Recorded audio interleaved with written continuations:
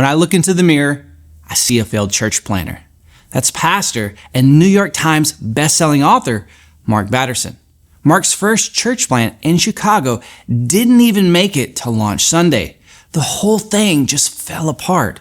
So he moved to Washington, D.C., shepherded a small core group, and started over. No instant momentum, no viral growth, just long obedience in the same direction. Hey, I'm Justin Trapp, founder of Ministry Pass. We help pastors plan and preach with clarity. Pastor Mark's journey has challenged how I think about preaching, not just what we say, but how we live. In those early years, he was preaching 51 times a year. No margin, no rhythm, just the relentless pressure of one more sermon. His soul was tired, and his sermons started to reflect it.